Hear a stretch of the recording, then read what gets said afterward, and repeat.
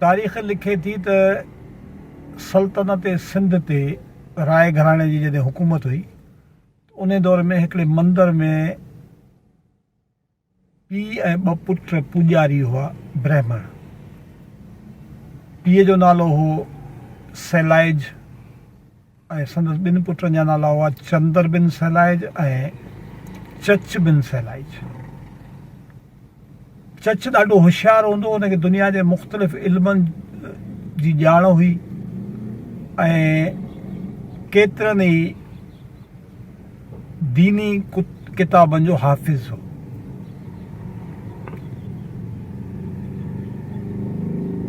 राय घराणे जे बादशाह जी हुकूमत हुई,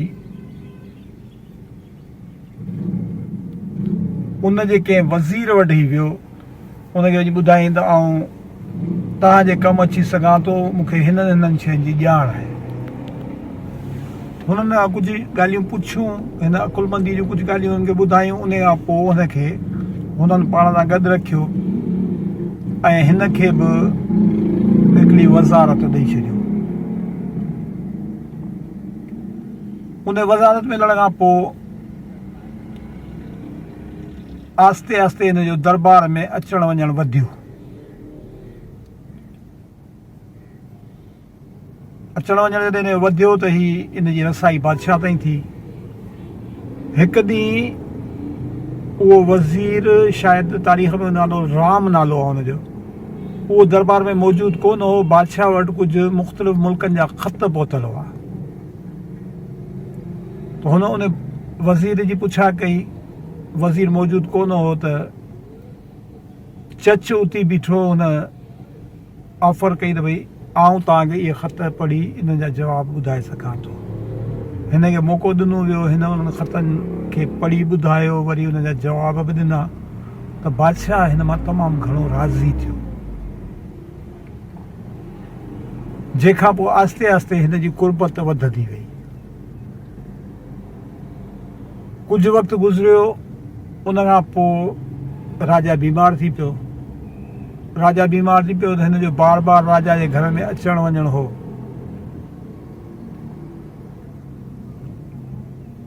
बादशाह जी जेका राणी हुई उनजो नालो हो सूंह देवी, जंहिंखे औलाद न हो। उहा चच ते आशिक़ थी पई ऐं नेठि हिकिड़े ॾींहुं मौक़ो वठी चच सां इहो इज़हार बि कई त मूंखे तोसां इश्क थी वियो। त हिन हुनखे ॿुधायो त आउं ब्राह्मण आहियां, मुंहिंजो पीउ, मुंहिंजो भाउ हेतिरा वॾा पुॼारी आहिनि, मूं मां इन क़िस्म जी तवक़ो न रखां, आउं इहा शइ नथो करे सघां। इहो सिलसिलो हलंदो रहियो। बादशाह ॾींहों ॾींहुं वधीक बीमार थींदो रहियो ऐं नेठि बादशाह सफ़ा बिस्तरे भेड़ो थी वियो। जॾहिं हकीमनि ऐं तबीबनि बि इलाज खां जवाबु ॾिनो तॾहिं राणी हिनखे चच खे महल में रोके चयो त मूंखे तोसां कुझु ॻाल्हाइणो आहे। पोइ हिन सां मां ॻाल्हाई त हिनखे सम्झाई थी, हाणे हिकिड़ी ॻाल्हि ॿुध, बादशाह जी तबियत हाणे हिते आहे जो हकीम ऐं तबीब जवाबु ॾेई चुका आहिनि, बादशाह कंहिं बि वक़्तु मोकिलाए सघे थो।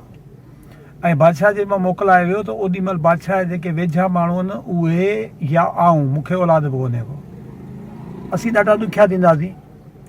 इन करे मुंहिंजी सलाह इहा आहे तोखे त तूं मुंहिंजी सलाह में हल त आउं तोखे हिन सल्तनत जो बादशाह कंदुसि। हीअ कंहिं हद ताईं उन जी ॻाल्हियुनि मां मुतमइन थियो। पोइ जंहिं वक़्तु मुतमइन थी वियो त ॿिए ॾींहुं हीअ दरबार में मौजूदु हो वज़ीर ऐं मुशीरनि सां गॾु, त राणी दरबार में अची पहुती, बादशाह जी मुंडी लाइ खणी आई ऐं दरबार में अची इहो पैगाम ॾिनई त बादशाह सलामत जेको आहे उनजी हालत तमामु ॻणतीअ जोगी आहे। बादशाह सलामत पंहिंजी इहा मुंडी ॾिनी आहे ऐं सभिनी वज़ीरनि मुशीरनि जे लाइ इहो हुकुमनामो मोकिलियो अथसि त जीअं त मुंहिंजी बीमारीअ जे करे मुल्की मामला जेके आहिनि उहे सभु डानवाडोल थियल आहिनि, इन करे तख़्त ते मुंहिंजी जाइ ते चच खे विहारियो वञे त हुकूमती कार वहिंवार उहो हलाए। बादशाह जी मुंडी जॾहिं निशानी तौरु खणी आई त सभिनी उन शइ क़बूल कयो। अहिड़ी तरह सां चच आरज़ी तौर ते बादशाह जी मसनद ते वेही रहियो।